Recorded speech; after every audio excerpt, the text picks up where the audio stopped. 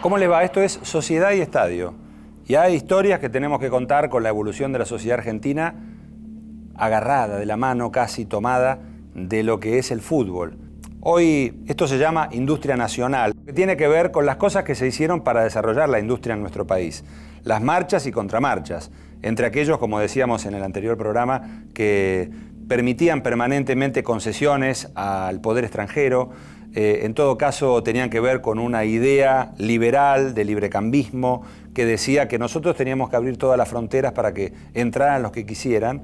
Había un momento de la Argentina, del país, en el que los inmigrantes tenían que venir con lo que pudieran, instalarse y ser ayudados. Muchas veces no pasaba.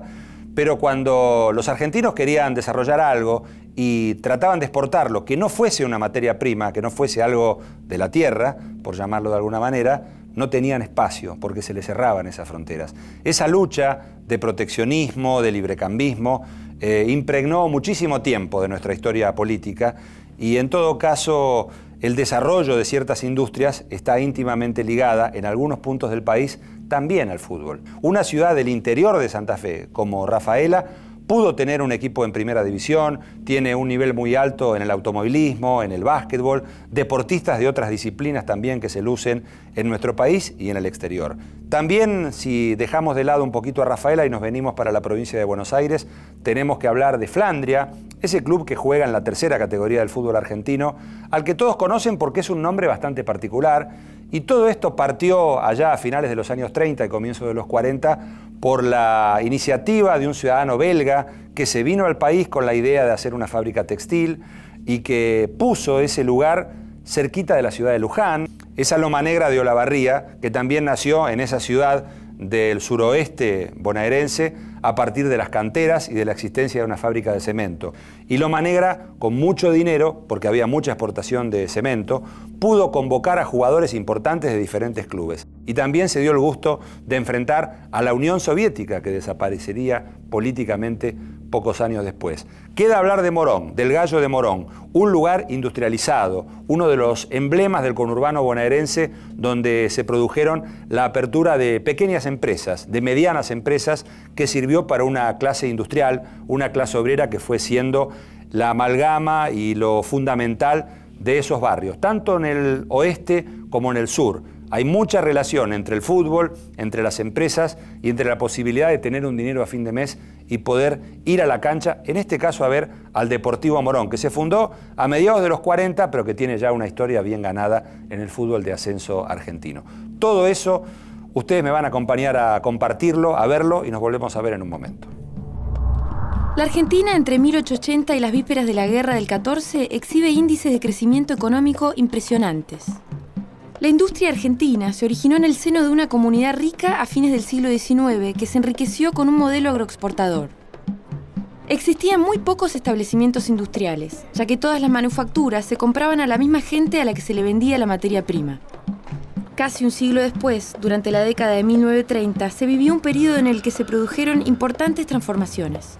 La crisis económica mundial desorganizó los patrones del Congreso General vigente, afectando los términos del intercambio que Argentina mantenía con los países centrales. El golpe militar de 1930 interrumpió el lento proceso de construcción de la democracia política iniciado en 1912. Es en esta época cuando las primeras fábricas nacionales fuertes unían a sus empleados y creaban equipos para la práctica del deporte de los ingleses locos.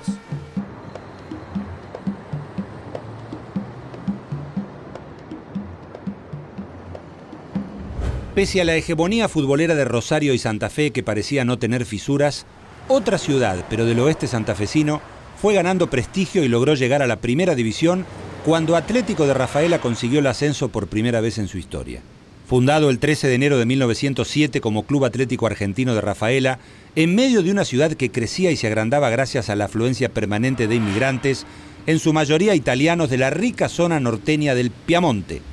La historia junta al automovilismo primero que hacía Atlético con la ciudad, y es a través del automovilismo que Rafaela empieza a conocerse en el país, a través de las carreras que se hacen aquí, las 500 millas, una competencia tradicional que después llevó a construir aquí un circuito. Esto marca un poco las características de este club, animándose siempre a desafíos importantes, una característica parecida a la de la ciudad. Una ciudad que con esa impronta de nuestros inmigrantes siempre se planteó ¿por qué no poder hacerlo desde aquí? ¿Por qué no desde aquí trascender? Y esa capacidad emprendedora de esos inmigrantes se trasladó a la pequeña y mediana empresa, se trasladó a cada una de las actividades agropecuarias, agroindustriales, y sin duda contagió a las instituciones, entre ellas la deportiva. Eso marcó un perfil a través del desarrollo y la historia de Rafaela, con una cualidad excepcional que tal vez no se vea todavía hoy en la organización social argentina. Convivieron el gringo con el criollo. Mucho más acá en el tiempo, en 1988, cambió su forma jurídica y legal por Asociación Mutual Social y Deportiva Atlético de Rafaela. Logró llegar al torneo de la B Nacional y el 21 de julio de 2003 obtuvo el ascenso a Primera A tras derrotar al San Martín mendocino como visitante. Son, desde siempre, la crema por el color de su camiseta y su relación íntima con las poderosas empresas lácteas de la región. Rafaela, además de las industrias metalmecánicas que son muy importantes, tiene un gran desarrollo en la industria láctea y en la industria cárnica. En la industria láctea porque esta es la zona que mejor subdivisión de tierras tenía en cuanto a los tambos, y es una zona tambera por excelencia, y cárnica con grandes frigoríficos también, o sea acá se desarrolló mucho la industria agroalimentaria y la industria metalmecánica. Su cancha, hoy con capacidad para más de 15.000 personas, fue inaugurada el 12 de octubre de 1954 y fue remodelada para acondicionarla a la Primera A, 50 años después.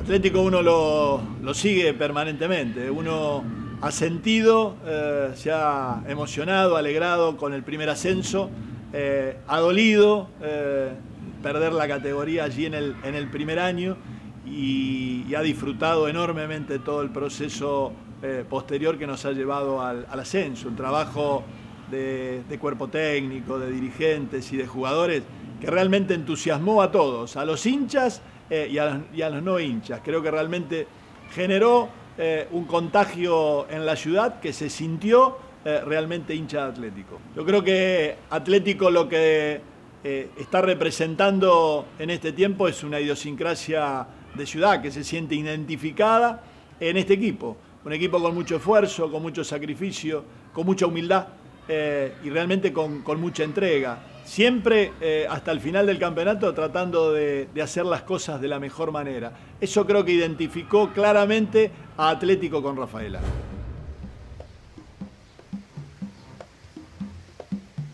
Flandria, el canario de la localidad de Jáuregui, nació de manera distinta a la mayoría de los clubes del fútbol argentino. La historia nació cuando el empresario belga Julio Steverling creó una empresa textil. En 1928 se radicó en Jáuregui, partido de Luján, y allí se decidió aprovechar la energía que producía el río. La empresa se llamó Algodonera Flandria, en homenaje a Flandes, la zona natal del empresario y el uso de la construcción de un pequeño salto que había construido el ingeniero José Jáuregui, que daba el nombre al pueblo. La energía la creaba un tractor trabajado por los obreros de la algodonera que en los ratos libres jugaban al fútbol. Los muchachos se fueron animando y haciendo pequeños torneos, enfrentando equipos de trabajadores de la zona, siempre con la bandera de la empresa, amarilla y negra, que representaba los colores de la región belga del dueño, don Julio. El 9 de febrero de 1941, en una asamblea de trabajadores y vecinos de la zona, resolvieron crear el Club Social y Deportivo Flandria, agrupando a dos pequeñas entidades como San Luis Gonzaga y Villa Flandria. El 9 de julio de 1960 inauguraron su actual cancha, el Carlos V, y allí se convirtieron en animadores de los torneos de la Primera C hasta alcanzar el ascenso a la B en 1972, al vencer en un recordado desempate en la cancha de Ferro al poderoso Sarmiento de Junín por 3-1.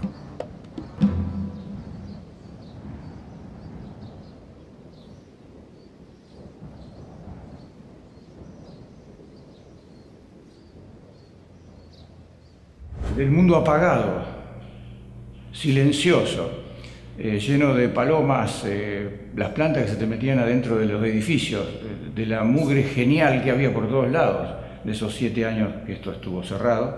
Ahora creo que la diferencia es fundamental. Y hay que destacar en este caso que este empresario, no compró una fábrica, él siempre dice compré un pueblo. Todavía nosotros le seguimos pidiendo cosas a ellos. Si vos ves, Flandria tiene aportes en algún tipo con la Flandria. Yo veo algún auto de carrera que hay por ahí que tiene también el logo de Flandria, y esto básicamente es mantenido por el empresario. De modo que no es lo mismo que aquella época, pero bueno, los tiempos han cambiado. Para bien de nuestra localidad tenemos en nuestro pequeñito territorio una imagen de lo que significó aquella etapa, como vos decías, de crecimiento. Otra cosa destacable de Esteban Lenca Conacel, no vino acá por primera vez, él vino a otro lado, vino a Valentín Alsina, pero él contaba que no podía hacer allí lo que quería hacer realmente, que era fundar 2 localidades. Lástima que después le cambiamos el nombre, pero esa es otra cuestión.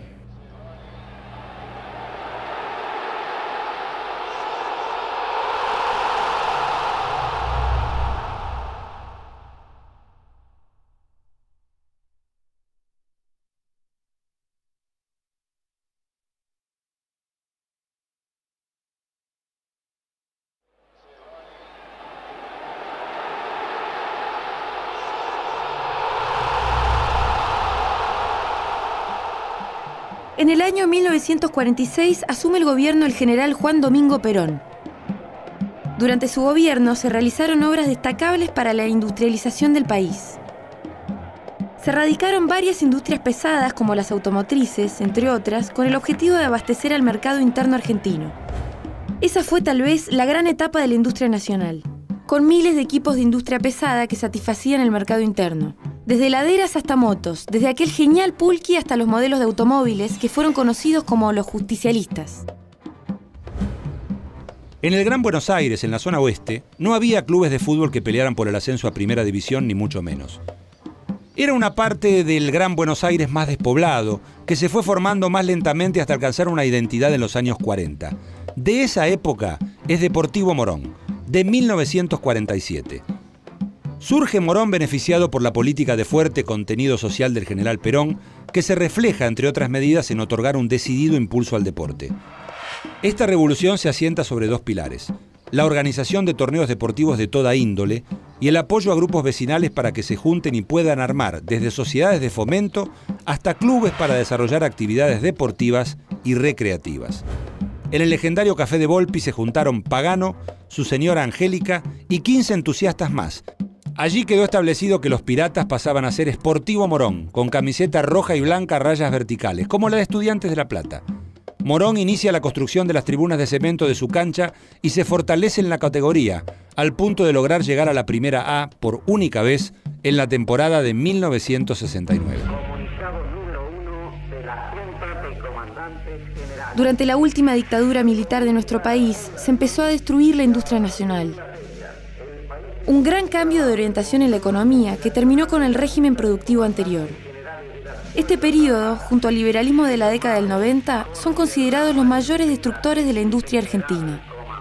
el infame ministro de Economía, José Alfredo Martínez de Hoz, lanzó un plan económico que desindustrializó al país, a excepción de aquellas empresas que mantenían vínculos estrechos con aquellas bestias de la dictadura.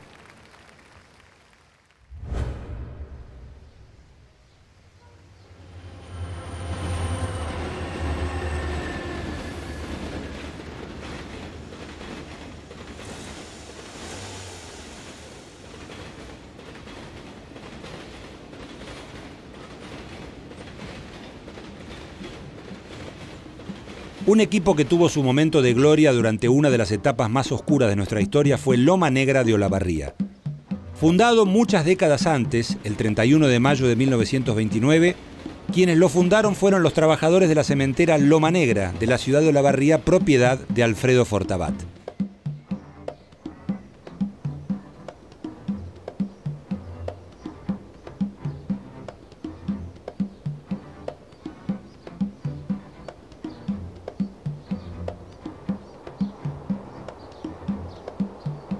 El club tuvo su época de apogeo entre 1981 y 1983. Tal vez la fecha que quede en la historia sea el 17 de abril de 1982, cuando Loma Negra enfrentara amistosamente a la selección de la Unión Soviética. En el estadio Ignacio Zubiría del Club Racing de Olavarría, emergió del túnel la mismísima selección soviética en un encuentro impulsado por Amalita Lacroze de Fortabat y sus dólares. En ese mismo momento se estaba desarrollando la Guerra de Malvinas. El partido, según las crónicas de la fecha, fue mediocre. Loma Negra, luego del pitazo final del árbitro Carlos Coradina, consumó la hazaña. Ganó 1-0 con un gol de Armando Usillos, aquel delantero de San Lorenzo y de Boca, a los 36 minutos del segundo tiempo.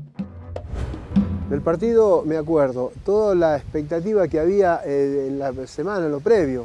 Vos calculá que nosotros jugábamos un sábado al mediodía, a las 11 de la mañana, porque lo televisaban para Europa, algo inédito para nosotros y para la ciudad, ¿no? Y nos concentramos el martes en la estancia de Amalita. Fue un partido durísimo, durísimo, porque en un momento el intérprete de los rusos, cuando termina el primer tiempo, entró al vestuario a pedirnos que aflojáramos. ¿Qué vamos a aflojar? Nosotros lo que queríamos era ganar. Así que bueno, cuando ellos se quisieron acordar tenían un gol adentro y nosotros teníamos realmente un equipo muy compacto, muy trabajado defensivamente. Y no nos pudieron empatar, ¿no? Así que la fiesta fue completa. Después de aquella interminable noche de caos, muerte y destrucción en la que se había hundido el país, parecía que la luz de un nuevo día asomaba, pero nada iba a ser sencillo. El presidente Raúl Alfonsín no pudo enfrentar los grandes problemas de inflación y pobreza debido a la desindustrialización de la década del 70. Carlos Menem asume en 1989 y en 10 años de ejercicio del gobierno, sus políticas económicas fueron lapidarias para la industria argentina. Cuanto más se acercaba al final del segundo mandato de Menem, más se deterioraba la situación económica del país. Durante la presidencia de la Rúa, el desempleo trepó al 19%, las fábricas siguieron cerrando y las empresas siguieron quebrando.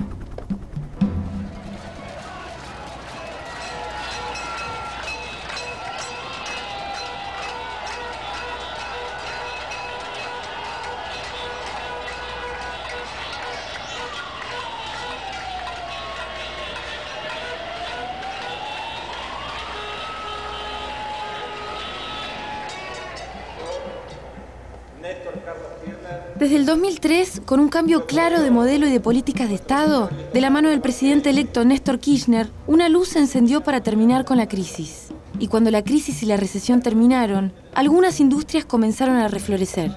También se produjo un fenómeno muy particular, el de las fábricas recuperadas. Venimos a asistir a la apertura de una fábrica recuperada. Yo creo que hay mucho de simbolismo en lo que ha pasado en los últimos años en nuestro país y también en esta fábrica recuperada. Hoy, gracias al esfuerzo de los trabajadores, hoy, gracias a las políticas de un gobierno, hemos podido volver a abrir una fábrica que se había cerrado.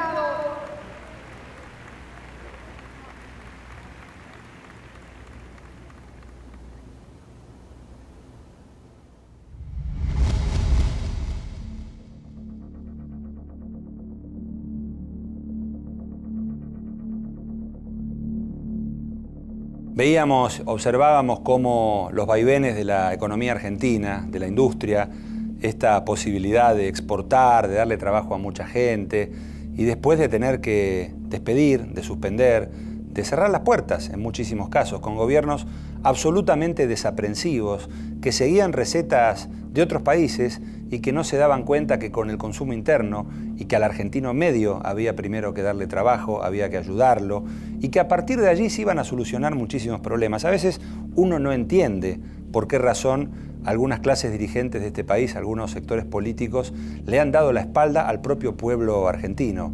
Hay excusas, hay algo de discriminación, de racismo, pero sobre todo hay una profunda ignorancia en gente que cree ser muy culta, ser muy docta y, como dice la tribuna, mete la pata, se equivoca.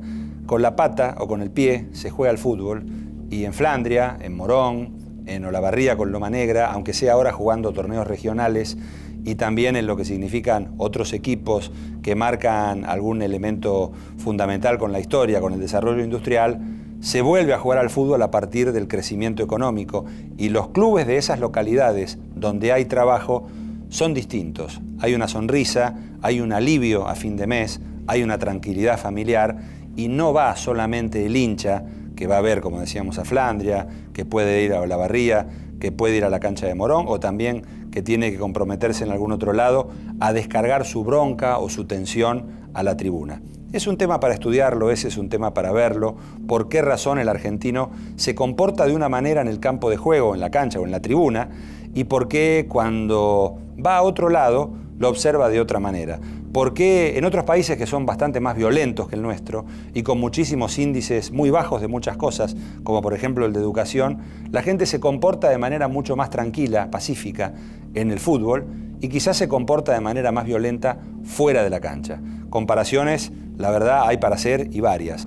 Quejas había, y eran muchas, cuando los gobiernos de turno justamente, o las delegaciones de los gobiernos nacionales, no ayudaban a las industrias y provocaban que la gente de esas empresas que dio vida a muchos equipos de fútbol no pudiera desarrollarse y no pudiera conseguir el éxito deportivo porque la gente estaba mal. Son cosas que hemos ido viendo y que seguramente seguiremos tratando, porque la industrialización de la Argentina llegó a un punto en que fue muy buena, pero después se desindustrializó la Argentina y hubo que reindustrializarla. Son cosas que quizá para un europeo acostumbrado a ciclos más largos, ni que hablar para un oriental, un chino, un japonés, pasaron en demasiado poco tiempo. Como usted, que tiene la memoria fresca, se acuerda lo que pasaba en la Argentina hace 10 años y se sorprende con el país que tenemos hoy, más allá de todas las cosas que falten y los errores y hasta horrores que se hayan cometido. De eso se trata. Los argentinos han elegido un tipo de sociedad con vaivenes, es cierto, la han desarrollado, pero también han elegido al fútbol como el deporte nacional, y de eso tratará el próximo programa. Nos vemos.